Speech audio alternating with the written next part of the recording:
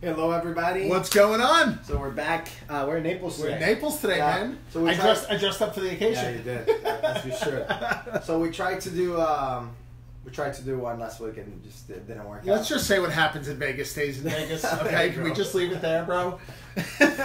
So look, we had mentioned it, but we were in Vegas last week for the Mortgage Mastermind Summit in the Palms Hotel. Amazing stuff, and it was actually difficult to figure out what the heck we were going to talk about today because there's just so much good info. It was packed, and it's always good to go to those events and really gets a lot of value from it. So today we're getting a little technical, right? Yeah, I think what we, there were three major takeaways last week. Okay, right. The recession, which we're going to talk about today, some things going on in the real estate industry regarding lawsuits and stuff. Yes. And personalize the importance of personalizing the process in light of all these what they call fintech, financial technology companies. Yes. But we'll talk about those other two things probably next week. The next couple of weeks. Yeah. But let's break down recession and some technical stuff. Yeah, and before we talk just about the recession, I think it's pertinent because there's a lot of talk right now about where the rates are, what's happening with the economy. Is the economy good? Is the economy bad? And it's quite honestly, how is that going to affect housing? Of course, right? And a ton of misinformation out there. People don't know what the hell is going on. Well, and just information coming at you, and housing is going to be strong. Oh, there's another bubble happening. Like all these things, and it's really hard to follow. So one of the things that happened in Vegas is they really helped us break it down, and we did a little bit of research. And yeah, let's talk about it. Let me jump in with that. Well, let me just preface one more thing. The information we got is from Barry Habib. Okay, yes. And Barry Habib won the Crystal Ball Award from Zillow for the being the best real estate forecaster in America. He's also considered the best real estate forecaster in America on MSNBC, CNBC, etc. So this is coming from literally the person at the very, very, very top of the industry as far as forecasting. And as it turns out, everything he was saying was backed up by historical averages and data, and that's what we're going to share. And that's what's cool. It's not just, listen, this is my opinion, but look, this is what we're looking at, and every time this happened, this follows. And it's interesting to point out that most of the crap you hear are opinions.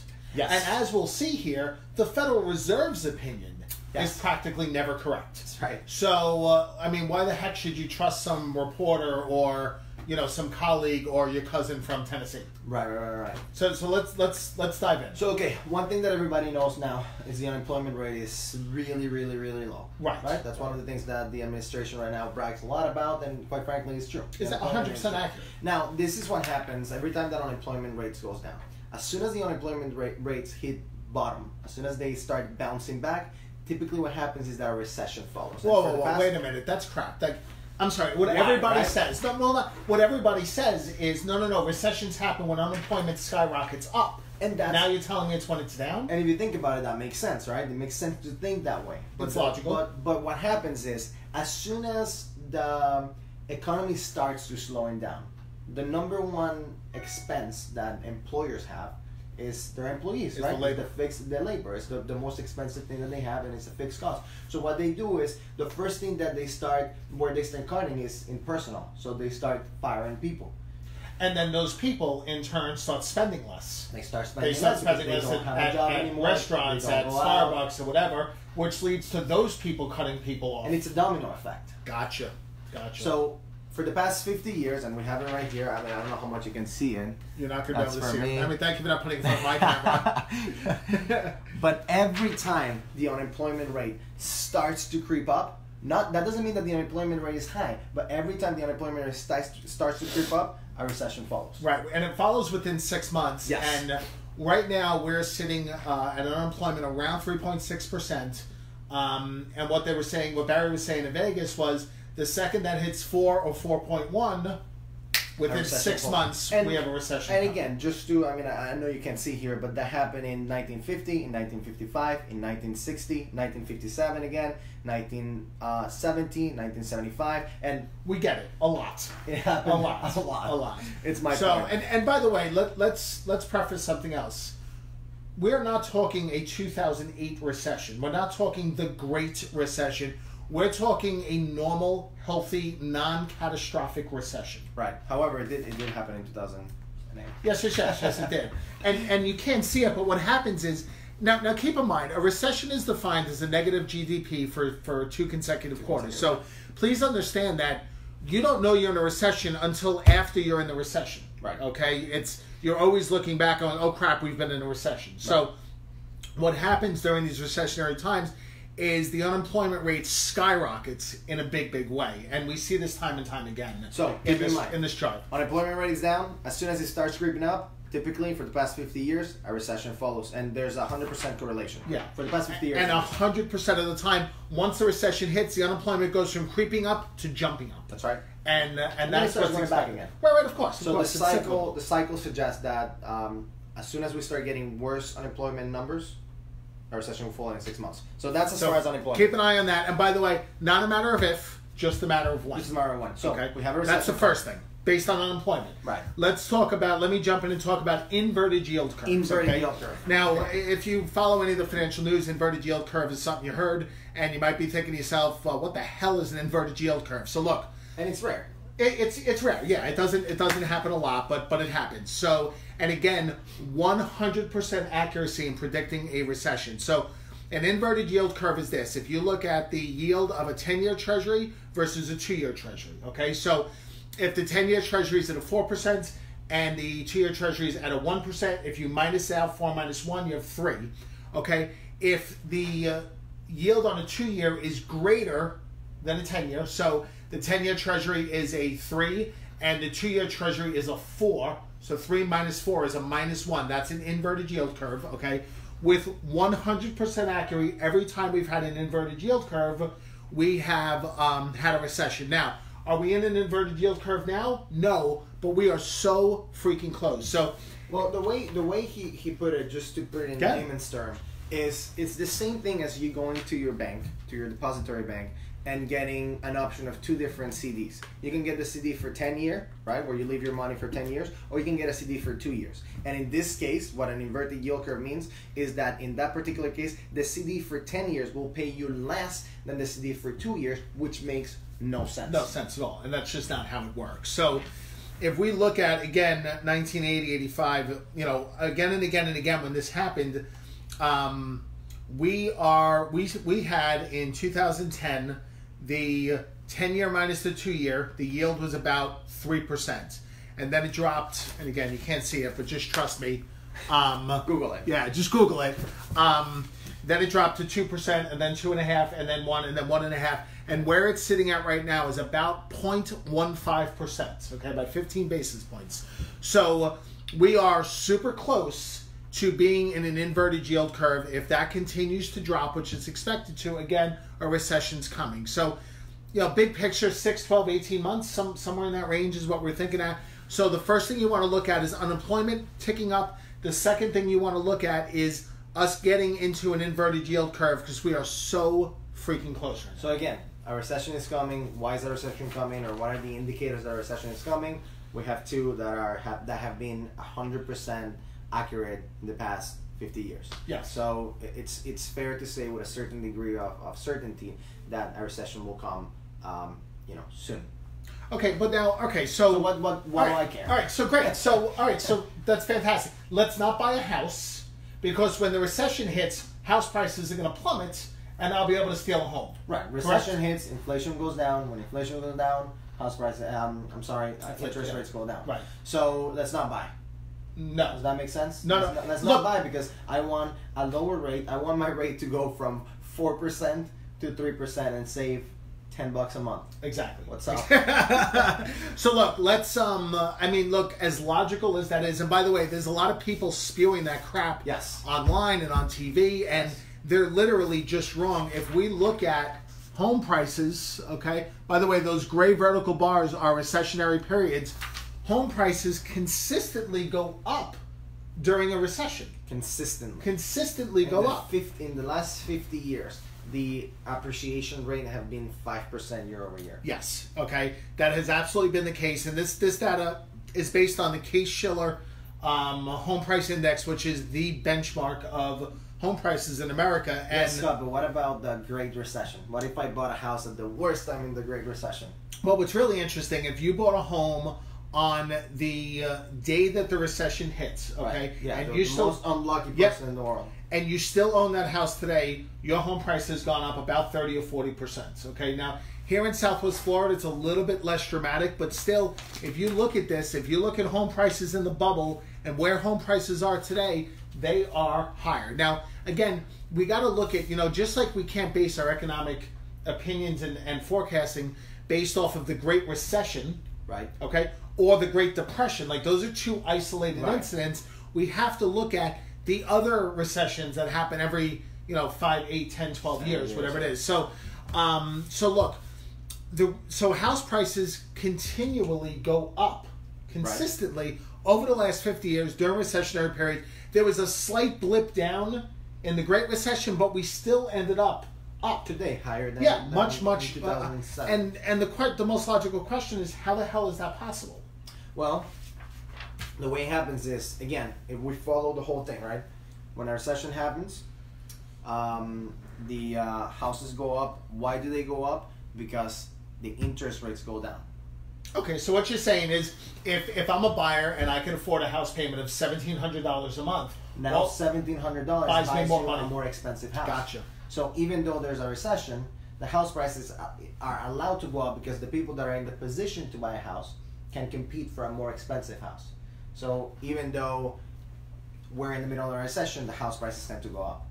Right, and you got to keep in mind too that if unemployment goes from 3.6% to 6%, which is a substantial jump, that still means 94% of Americans are dutifully employed. Right. So, correct. and those people, obviously the unemployed people aren't running out buying houses, but and they're not competing for the median prices of house. Exactly. So house price or interest rates drop down, which causes an uptick, and I'm not talking a dramatic uptick, but an uptick in house prices. So you kind of get the best of both worlds. You do. You really do. So again, going back to, should I wait until the recession hits for me to buy a house? The answer is, sometimes yes, but for the most part, you shouldn't, because the interest rates going down are going to benefit you, right? But I mean, there's only so much we can go down, right? I mean, we're at 4%. I'm looking people at 3.99 right now, 3.875. So yeah, even if the subject to qualification, this is not a commitment to lend. But even if the rate goes down half a percentage or a whole percentage, a house going up by 4% or by 5% is going to end up being more expensive than the little bit that you're going to save. And here's the thing that people miss all the time. So you're going to pay $1,500, $1,800, $2,000 a month in rent. Right, which is just straight interest, by the way. Yeah. Rent is 100% interest. So you're going to pay rent for another... so bad with phone calls coming when we're doing these. No, that's good. You can call me. It's fine. You're going to pay $25,000 in rent over the next year to try to save $75 a month on your mortgage payments. The math is literally just broken. It's broken. So, but I think we do need a strategy if you are buying today in regards to this recession. As far as interest rates and closing costs, why don't you talk about that? Well, that's what we're kind of talking to our clients about right now.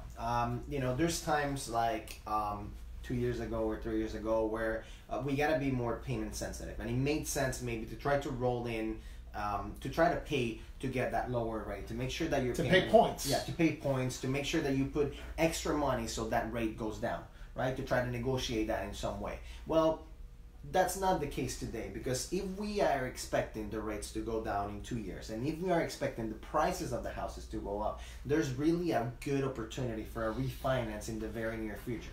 So what that means to me is, I'm telling my clients to, as long as they can afford it, as long as they're comfortable with them, I'm telling my clients, look, don't worry so much about the rate right now. Let's try to get in with into this house with as little money as possible. Right? Keep the cost down. Keep the cost down. It doesn't matter that the rate itself is higher, because we're going to revisit this particular loan in 2 years. So this vehicle for you to get into this house, we're only going to need to think about this loan for only 2 to 3 years.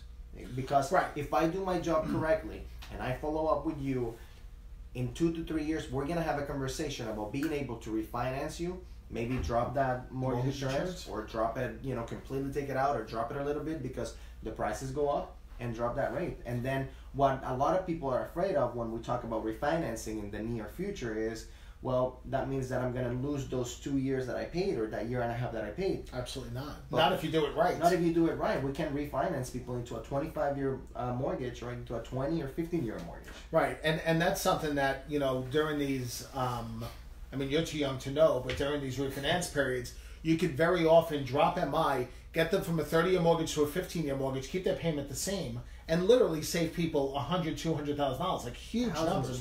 Yeah, huge numbers. So, there's a lot of opportunity here, and there's a lot of way to leverage this. Try to get a house now that the house could be cheaper than it will be in 2 years.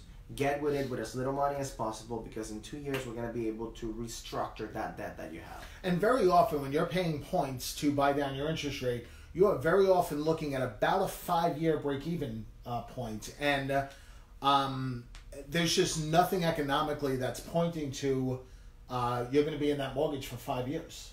You just shouldn't be. Again, not right now. And there's cases when people are just done with it and they want to retire, whatever.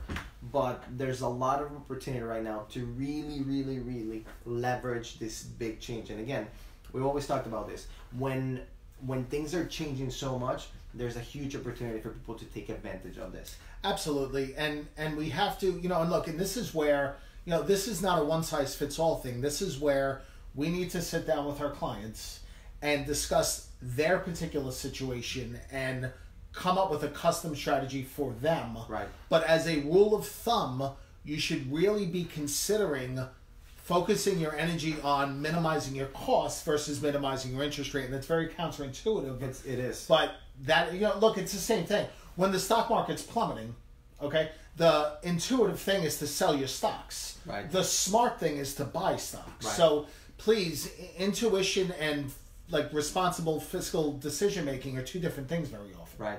And look, I remember when I bought my house, I didn't understand how the lender gets paid. We don't get paid per the interest rate. This is not a self-serving. This is not, look, if your rate is higher, my commission is higher. By law, we get paid on loan amounts. It doesn't work like that anymore. Okay, but so let's talk about this. I'm all screwed up. The Federal Reserve, the people that set monetary policy in America, are saying that right now we have a 27% chance of a recession in the next 12 months. Okay, so 3 out of 4 of them are telling them, nope, this isn't going to happen. They're saying we're wrong. Okay, so the question that we need to ask ourselves is, what were they saying before the Great Recession? Well, the Great Recession, they were saying that we had a 30% chance of a recession. 30% chance of a recession before the Great Recession. What were they saying on the recession before that? Well, that was 21%. And before that? 15%. So the 17%. So we can count 15%. We can count on the Fed being consistent. Dude, the Fed sucks. The Fed sucks. Show that picture, man. It's look what Barry. If the Fed thinks that there's about a 10 to 20% chance of a recession, then 10% of them are right. Well, what was super interesting is while we were in the middle of the Great Recession, that's right. Only 4 out of 10 of them were saying that we had a likelihood of a recession, and we were in the freaking recession. The Great Recession. The Great Recession. So look, we have to. What they talked about was that the Fed has beer goggles on. Look, you have to understand that just because they're making statements, that doesn't make it fact. And the other thing is, we do follow what the Fed says, not thinking on the long term, but we have to look at what the Fed says because it does affect the market. Of course. Unfortunately, the news just throw out the whatever the Fed says just as a rule, and then the market reacts to that. And on the short term, it might affect the rates a little bit. Absolutely. But the truth is, long term, we expect this trend to continue. And I think that there's a lot of opportunity for our clients right now, but you have to work with somebody, with me or with Scott, with somebody that really understands where things are today and where things are going. Because let me tell you something, I have been able to save a lot of money to my clients by not locking the rate when they got on their contract last month. Listen, I'm consistently locking people now. Rates have improved a lot over the last couple months. I'm consistently locking people now well below where I started them at. And look, too many too many people in the mortgage industry have this policy like I lock everybody up front. It's out of fear, though. It's fear and ignorance, man. I'm fear sorry. And ignorance, yeah. All right, the overwhelming majority of people in the industry do fear-induced ignorance. Yeah. They do not understand the mortgage-backed security bond market. They do not study it. They cannot intelligently talk about inverted yield curves. And I'm sorry, that is our freaking job. That's what we do. That is our job. So make sure if you're talking to somebody who can't intelligently speak on this, give us a call, because they could lead you down the wrong path with good intentions. Like, their intentions could be pure. If you don't know, you don't know. Right. And so, look, at the end of the day, the way we work with our clients is we present all of this to the clients. You guys are in the driving seat. You guys tell us what you want to do.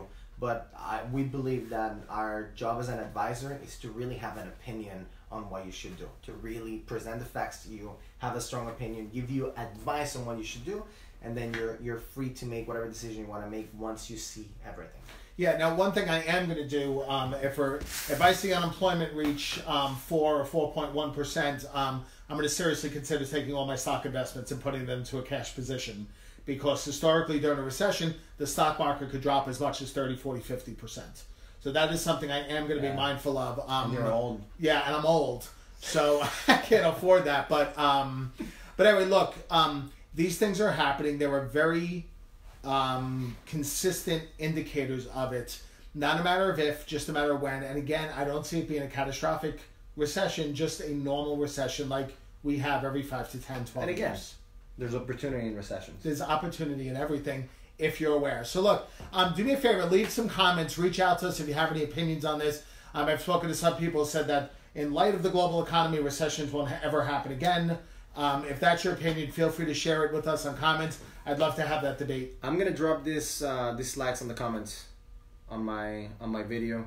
And you can teach me how to do that, so I can do the same. And then you can see the unemployment, the inverted yield curve, and the house prices. All right. That way you can comment after you watch that, after you see the slides. All right, guys, take it easy. Take care, man. I'll see you next time. Bye bye.